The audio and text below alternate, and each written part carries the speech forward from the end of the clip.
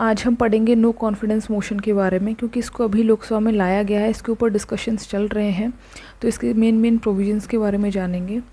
Article 75 clause 3 of Indian constitution में दिया हुआ है कि जो काउंसिल ऑफ मिनिस्टर्स होती है वो कलेक्टिवली रिस्पॉन्सिबल होती है टू द लोकसभा और हाउस ऑफ द पीपल।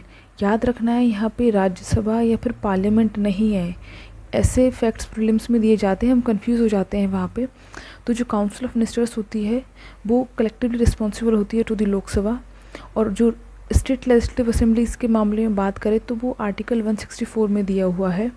तो बेसिकली एनसीएम जो है एक टूल है इंश्योर करने के लिए collective responsibility council of ministers की टुवर्ड द लोकसभा या फिर जो स्टेट्स के मामले में जो स्टेट लेजिस्लेटिव असेंबलीज होती हैं उनमें। इसका कहीं भी कॉन्स्टिट्यूशन में एक्सप्लिसिटली मेंशन नहीं है। इसके बारे में जो rules of procedure and conduct of business in Lok Sabha है उसमें जो रूल नंबर 198 है उसमें इसके प्रोसीजर के बारे में दिया हुआ है कि इसको कैसे ला सकते हैं, इसका क्या प्रोसीजर रहेगा।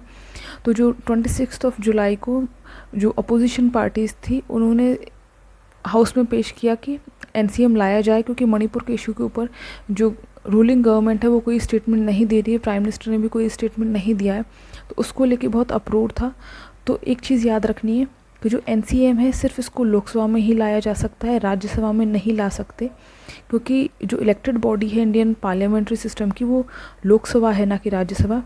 और इसको लाने से पहले एटलीस्ट 50 मेंबर्स तो उस पर सहमत हों, 50 मेंबर्स जो हों लोकसभा के वो उसको सपोर्ट कर रहे हों, ये तो इसका मिनिमम नंबर है।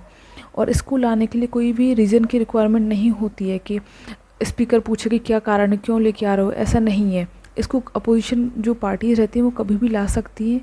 और दूसरा ये कि जैसे पे वोटिंग होती है तो जो रूलिंग गवर्नमेंट उसको एटलीस्ट 51% तो वोट्स आने चाहिए। अगर नहीं आते हैं तो गवर्नमेंट गिर जाती है। जो अटल बिहारी वाजपेयी जी के टाइम पे हुआ था, उनकी जो गवर्नमेंट गई थी वो इसी तरीके से गिरी थी एनसीएम में, उनको वोट कम पड़ गए थे, 51% का जो मार्जिन है वो क्रॉस नहीं हुआ था। तो ये था नो कॉन्फिडेंस मोशन के बारे में। Thank you.